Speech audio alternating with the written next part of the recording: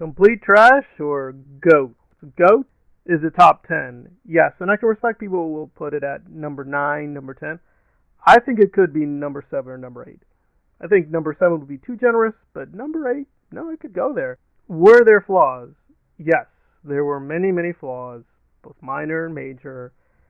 Even for the non spoiler, I will touch on a few of them, but the overall message, though, is this was a very, very strong, solid film. It does not lean on fan service to get through rough spots. It's a legit, solid story. I will say, however, qualification, if you're a comic book fan, a Flash fanatic, etc., you will get a lot more out of this. If you're a Batman, Superman fan, if you've seen some of the films, read some of the comics, you will get a lot out of this. If you're a more very passive fan, this may not feel as exciting. They do, I think, a mostly balanced job of giving you the necessary information per character. But if you already know a lot of things, it's not boring, but you will get extra out of this film. So what is occurring? Well, essentially the Flash discovers he can time travel, and they do address the Justice League issue that in that case he only traveled a few seconds, but here it seems he can just travel at any point in time.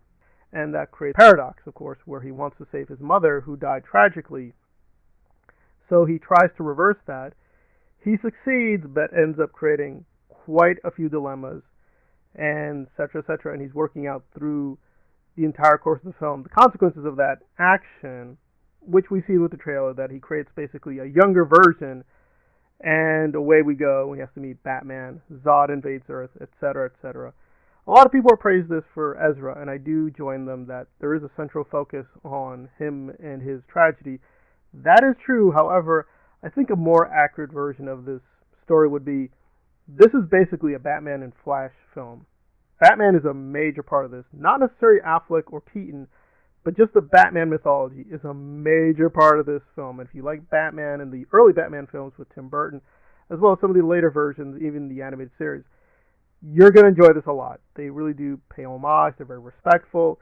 There are a few false notes, like a few things didn't make sense given Batman's intelligence and given his much older state of being. I'll say that. It's inconsistent, effective, very strong.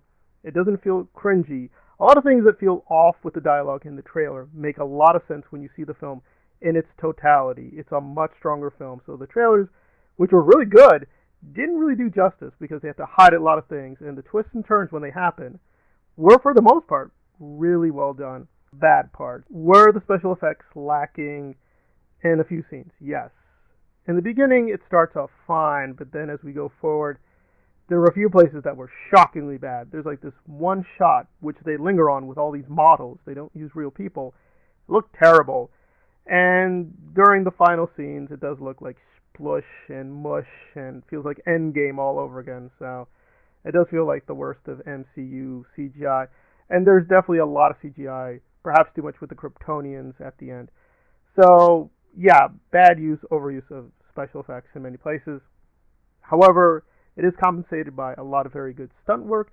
You do have to kind of blink and just nod that Batman can just do all these things that he never did, even with the Burton films. It's like, okay, fine, we understand that's a stunt double and or CGI being combined. It is what it is. Michael Keaton is just too old. It's too dangerous for him to do all these stunts. But I think the charisma and charm and presence are there.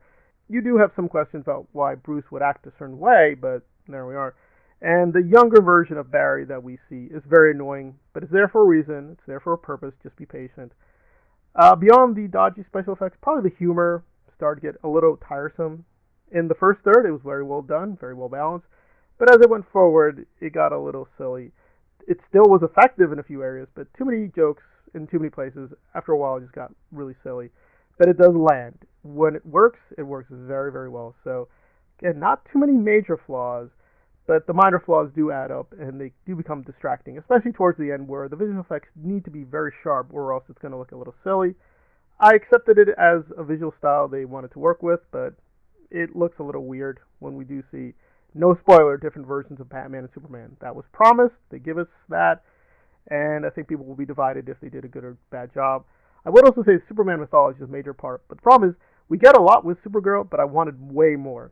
And I think that shows this is a very good story. I wanted more with everyone. I wanted more with Flash's mother and father. I wanted more with Flash himself. I wanted more with the Ben Affleck Batman. I wanted more with Michael Keaton, more with Alfred. I wanted more with a little bit of everyone, minor, major characters. So don't deny yourself. Flash is the real deal. It is one of the greatest films of all time. Maybe not the best, but one of the best superhero films you're going to see in your lifetime.